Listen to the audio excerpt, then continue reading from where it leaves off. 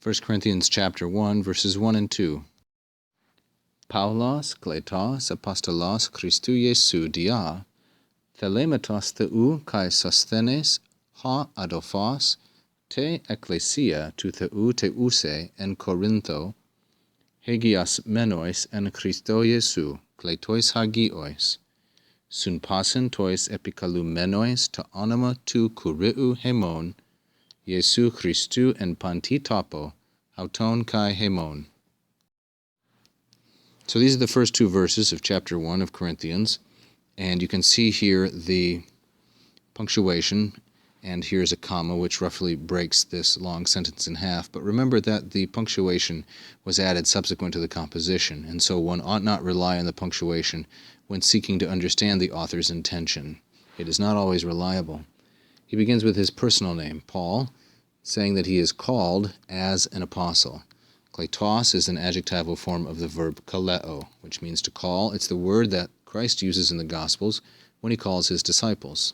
He is called as an apostle. This, of course, from the verb apostello, which means to send someone out. So once sent, one becomes an apostle of Christ Jesus. And these two words here are from different languages. Christou, they're both masculine singular genitive. Christou from the Greek, and Iesu from the Hebrew. And so he is called an apostle of Christ Jesus. Christou as a Greek form is fully declinable, and Iesu is not. I should say rather Iesu, because that's where the stress is. He is called dia thelemetos theou, through the will of God. Dia is a preposition, and it in Greek takes one of two cases. Either it takes the accusative, meaning on account of or because of, or it takes the genitive, which means through, indicating the means or the instrumentality by which something was accomplished. This would be in Latin propter and per, both of which happen to take the accusative in Latin. So through the will of God, and the noun here thelemetos, neuter singular genitive, is from the Koine form thelo. This in Attic is ethelo.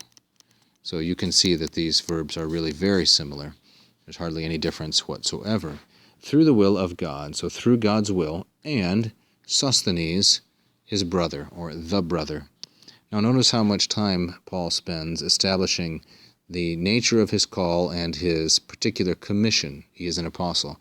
Whereas adophos, the designation for Sosthenes, is really quite brief. There is no additional explanation of how it is that he came to be a brother. And this shows us that adophos is not a title, but a description. Apostolos is a title and a commission.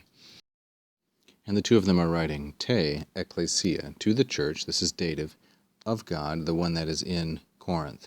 So te ecclesia is from the verb ekkaleo, which means to call out of, and ecclesia is a political term. It's the assembly of citizens in a city like Corinth or Athens, where the citizens would gather and vote on some particular topic, and that is the controlling metaphor for the early church.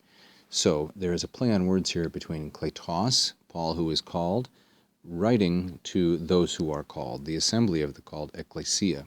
And as he was called through the will of God, so he is writing to the church, the called ones of God. And it is the church teuse. Now teuse is dative feminine singular, modifying ecclesia, and teuse is a present participle of emisum, to the church, the one that is in Corinth, en Corintho, capitalized here as a proper noun.